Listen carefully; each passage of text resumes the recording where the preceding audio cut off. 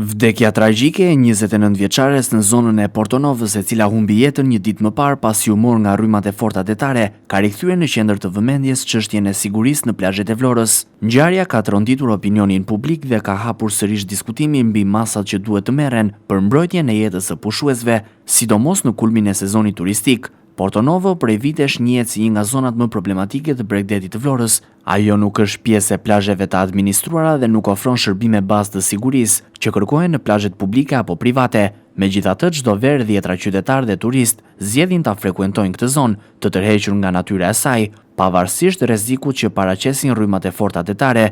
Fatkeqësisht, incidentet në këtë plazh janë përsëritur ndër vite, duke e kthyer atë në një nga pikat më të rrezikshme të vijës bregdetare.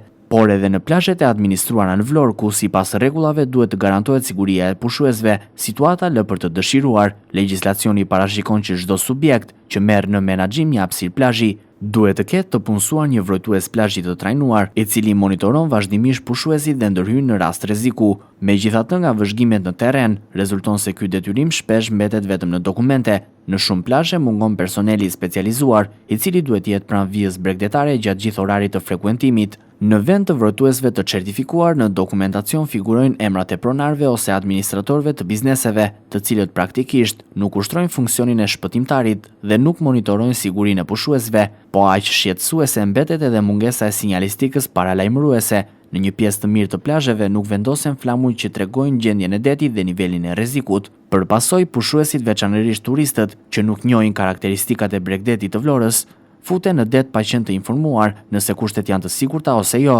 Siguria në plazh nuk lidhet vetëm me praninë e një vrojtuesi, ajo kërkon kontroll të vazhdueshëm nga institucionet përgjegjëse, respektim të kritereve nga subjektet që administrojnë hapësirat bregdetare, si dhe ndërgjegjësim të pushuesve për të shmangur hyrjen në det, kur kushtet janë të rrezikshme. Ndërkohë, Vlora tashmë është në kulmin e sezonit turistik. Mijëra turistë vendas dhe të huaj frekuentojnë plazhet, duke e bërë edhe më të domosdoshme zbatimin rigoroz të standardeve të sigurisë. Çdo mungesë e masave parandaluese mund të ketë pasoja të rënda dhe të përsërisë ngjarje tragjike, si ajo e Portonovës. Ngjarja e fundit duhet të shërbejë si një këmban alarmi për institucionet dhe administratorët e plazheve. Përtej përmbushjes formale të dokumentacionit, kërkohet prani reale e vrojtuesve të plazhit, sinjalistikë e dukshme dhe kontrolle të vazhdueshme, në mënyrë që pushuesit të ndihen të sigurt dhe sezoni turistik të mos shoqërohet me tragjedi, të cilat mund të ishin parandaluar.